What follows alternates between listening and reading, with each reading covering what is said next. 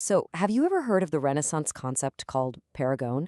Now, it's usually talked about as this fierce rivalry, a competition to see which art form, painting or sculpture, was the absolute best. But what if that's only half the story? Today, we're going to peel back the layers on this idea and uncover a hidden history of artistic collaboration that might just change how you think about creativity itself. To get us started, I want you to look at this puzzle. This is a drawing by the Venetian master Tintoretto, made around 1545. It's just chalk on paper, but take a close look. Does it really feel flat to you? Or do you get the sense that there's something else going on here? And this is where it gets really interesting. What you're looking at is actually Tintoretto's drawing of a super famous sculpture, Michelangelo's Dawn. And as the source notes, the way he uses these deep, thick black shades, it makes the figure feel like it's literally carved out of stone. The body is just so massive, so physical, it feels like it's about to burst right off the page. So you've got this wild paradox, right? Tintoretto took a three-dimensional object, a sculpture, and put it onto a totally flat two-dimensional surface. But he did it with so much power and energy that the drawing itself feels like it has weight, like it has volume. You almost feel like you could touch it. And that brings us to the big question for today. Is Tintoretto trying to show off here? Is he trying to prove that a drawing can do everything a sculpture can, maybe even do it better? Or is he doing something else entirely? Is he starting a conversation, a kind of partnership with Michelangelo's original work? That question is the key to unlocking the true meaning of Paragone. All right, so to really get this, we have to go back to the classic story, the one everyone knows. The traditional view of Paragone is all about competition, this centuries-long, superheated debate over which art form reigns supreme. The word itself comes right from the Italian for to compare. And man, during the Renaissance, this comparison turned into an all-out intellectual war. We're talking about big egos, big money, and the very definition of what it meant to be a genius. And this wasn't some new fad, by the way. The idea goes way back. The ancient Roman writer Pliny told stories about famous artists going head-to-head. But things really exploded around 1500, when Leonardo da Vinci himself jumped into the ring, arguing passionately for why painting was number one.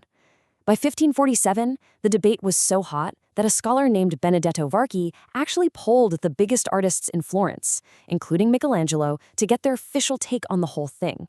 So you had two corners in this fight. The painters argued that their art was way more intellectual. It took more brains, more ingenium or ingenuity to create this incredible illusion of 3D on a flat canvas. But the sculptors fired right back, saying, hey, our work is real, it's tangible, we're not making illusions, and it takes incredible physical strength to do what we do. But here's the twist. Even in the middle of all this fighting, some of the smartest people, like Giorgio Vasari and even Vargi, were looking for what connected the arts. They started to talk about this idea that painting, sculpture, and architecture all shared a common parent, disegno, which is the Italian word for both drawing and design. And that idea of a common ground brings us to a totally different way of looking at this. So let's flip this script. Let's talk about paragoning not as competition, but as comradeship. You see, for the longest time, art historians have been totally fascinated by the rivalry. And you can't blame them. The written records are full of these fiery arguments, and it makes for a fantastic story. The thing is, it's an incomplete story. Because we've been so focused on the drama of the fight, we've kind of missed something huge. As this source points out, all those in-between fields of common efforts, all those times artists were actually working together, learning from each other, they just got lost in the shuffle. So let's redefine our main term here. Let's think of Paragon not just as a battle, but as this dynamic, productive process of comparison. Sure, it could be competitive, but it could also be playful and totally collaborative. The source even uses this great German word Mitstreit, which perfectly captures this idea of a joint struggle or a comradeship. It's about pushing art forward, but doing it together. Okay, so where's the proof for all this? It's a nice idea, but did it actually happen? Well, let's look at some absolutely fantastic examples of artists breaking down the walls between their crafts. I mean, the evidence is everywhere once you know what to look for. You see it in painted sculptures where painters and sculptors teamed up. You see it in joint commissions for huge altarpieces that blended different media. You even see it in painters using thick globs of paint to make their work feel like a sculpture, and in workshops where all these different artists were rubbing elbows every single day. Get this. Here's an amazing example from 17th century Spain. You'd have a sculptor carve an unbelievably realistic wooden figure, like the Cristo de la Clemencia. But then a painter would come in and add these incredibly subtle tones of paint to make the veins look like they had blood in them, to make the skin look real. It wasn't one art form, it was a true partnership. And that's the key takeaway. The goal wasn't for painting to beat sculpture or for sculpture to beat painting. The whole point was for two separate arts to merge into one single, incredibly powerful expression. The result was something way greater than either artist could have achieved on their own. And this wasn't just a one-off thing. The art writer Karel von Mander told a story about a painter and a sculptor at the court of Emperor Rudolf II, who worked so closely on frescoes and statues that their final combined work was praised as a bil composto, a beautiful, perfect whole. But the collaboration gets even bigger. It didn't just stop with other artists. This idea of Paragone as comradeship actually extends to the ultimate creative partner, nature itself. Check out this story from Vasari about a gem cutter. He finds this piece of green jasper, and it has these natural little red spots in it.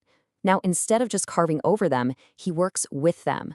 He carves a scene of Christ being taken down from the cross, and he places it so perfectly that the stone's own red spots become the blood from Christ's wounds. It's just genius. And this taps into this whole fascination at the time with what they called ludi naturae, or jokes of nature. Collectors would go crazy for things like this. A sphere of marble where the natural lines in the stone just happened to look like the face of a woman. The artist didn't really make the image, they found it and helped bring it out. This connects to a really profound idea about where art even comes from. The Renaissance theorist Alberti suggested that art didn't start when some person forced their will onto a block of stone. It began when someone first looked at the bark of a tree, or a cloud, or a smudge on a wall, and recognized a shape. Art begins with seeing, with finding, with collaborating with the world around you. So in the end, Paragone, in its richest, truest sense, teaches us something pretty amazing. That creativity isn't a battle. It's a conversation. A conversation between artists, between different kinds of art, and even a conversation between an artist and the raw stuff of nature itself. Now, of course, this dynamic of rivalry and camaraderie didn't just die out in the Renaissance. You see it absolutely everywhere. In tech companies that compete fiercely but also rely on each other's platforms, in scientific labs that are racing for a breakthrough but are also constantly building on each other's research. It really makes you wonder, right? Where else in our world do we see this incredible productive tension, this Mitstreit driving us all forward?